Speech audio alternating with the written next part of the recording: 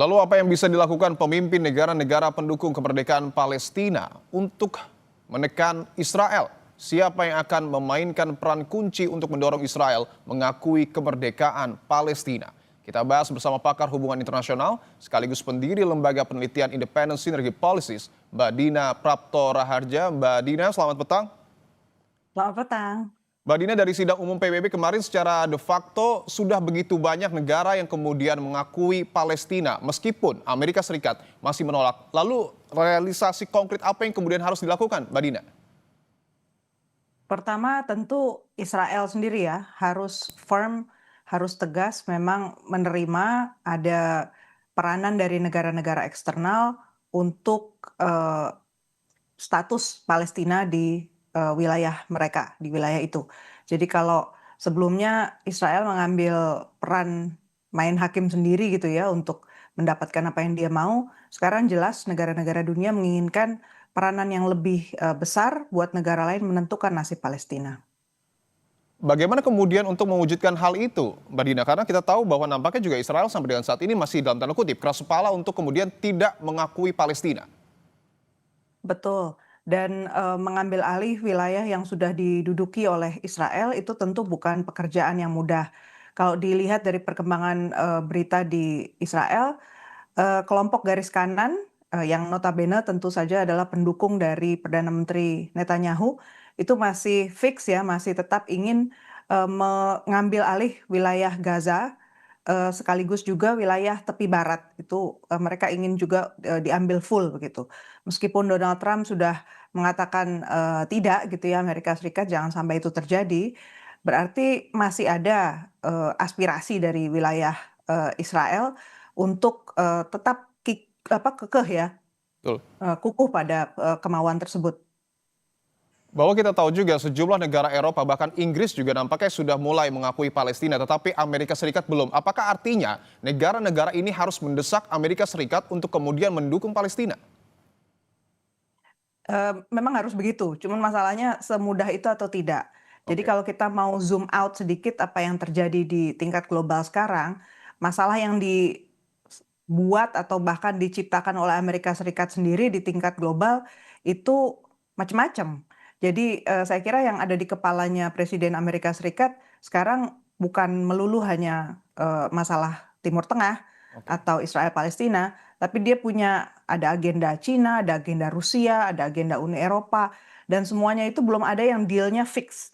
Ada Korea, jadi saya melihat ini sangat tergantung juga Amerika Serikat itu sebenarnya mau memainkan kartu apa, dan jelas Donald Trump pasti mencari deal yang menguntungkan Amerika Serikat terutama. Berbicara soal politik dunia, ini juga yang menarik adalah bahwa yang terbaru, Tony Blair disiapkan untuk memimpin pemerintahan sementara di Gaza. Apa yang kemudian Anda baca dari rencana ini, Mbak Dina? Kalau saya lihat ini belum fix ya. Jadi ini salah satu inisiatif saja dari pihak barat. Saya juga belum melihat secara tetap bahwa Amerika Serikat sudah pasti di belakang agenda ini. Oke. Kalau dilihat dari setting yang ada pun, ini berarti alternatif yang ditawarkan oleh dunia barat dan beda dengan yang waktu itu diusulkan oleh negara-negara Timur Tengah sendiri. Berarti kan eh, ada ambil alih itu ya inisiatif. Sebenarnya negara-negara tetangga di Timur Tengah di bulan Maret 2025 itu sudah punya rencana eh, proses rekonstruksi di Gaza itu jelas harus melibatkan orang-orang Palestina, Palestinian Authority, dan juga Hamas, dan juga masyarakat sekitar sana, jadi negara-negara Timur Tengah.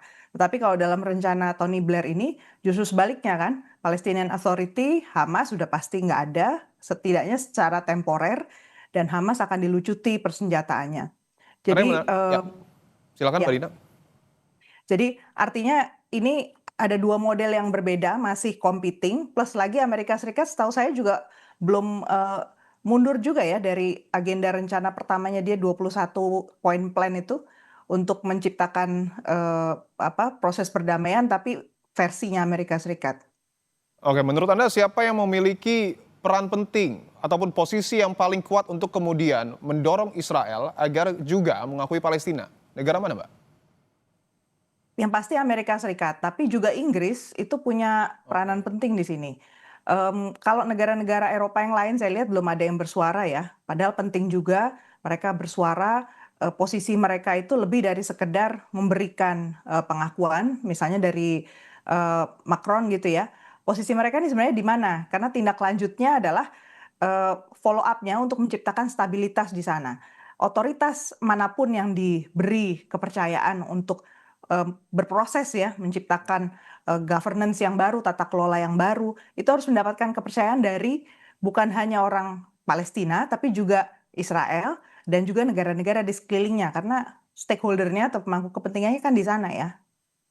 Karena yang kita tahu juga kurang lebih sudah terdapat 157 negara ya Mbak yang mendukung Palestina, termasuk juga negara-negara Eropa yang tadi Anda sebut belum bersuara. Apa yang kemudian harus dilakukan agar realisasi penanganan konflik di Gaza ini terwujud?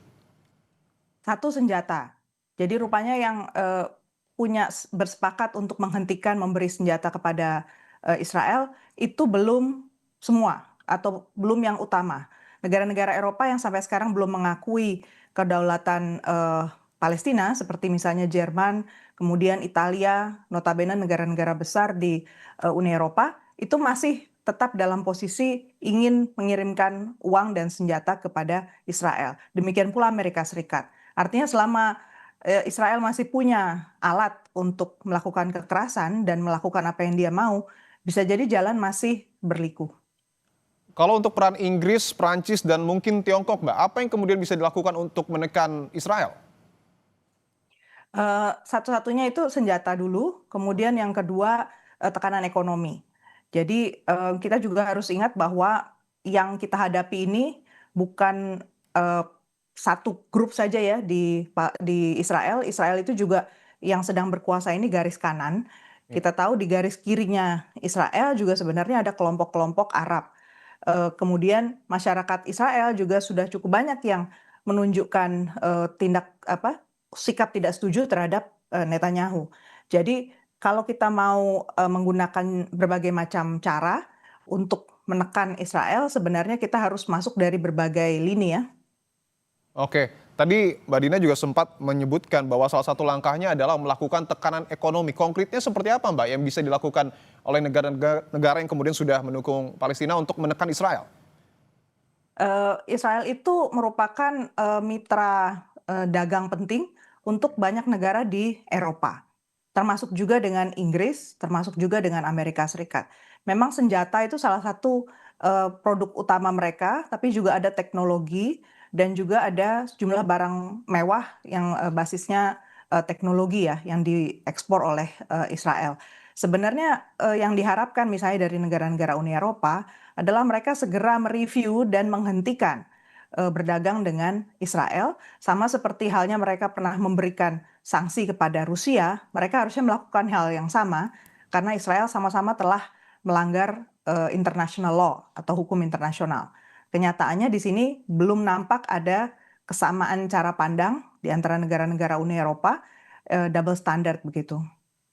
Oke, mungkin ini akan menjadi pertanyaan terakhir Mbak Dina, bahwa kita tahu juga di sidang umum PBB, Presiden Prabowo menegaskan two-state solution. Sejauh mana pernyataan Prabowo ini akan didengar dan dipertimbangkan oleh negara-negara lain? Two state solution itu konsisten ya disuarakan oleh bukan hanya Indonesia tapi juga negara-negara lain di Timur Tengah dan seharusnya tetap kita jaga tidak boleh dinegosiasikan begitu. Memang dua negara itu harus ada, tapi tentu saya memberi catatan khusus ya. Hanya dengan memberi, tempat saja, itu kita tidak boleh memberikan impunitas kepada genosida. Jadi yang jadi catatan saya besar-besar di situ adalah, kita nggak boleh memberi excuse untuk menjaga kedaulatan Israel, karena Israel adalah pelanggar kedaulatan buat negara lain. Oke, itu yang kemudian harus digarisbawahi oleh pemerintah kita. Terima kasih Mbak Dina Prapto Raharja telah bergabung di Kompas Petang.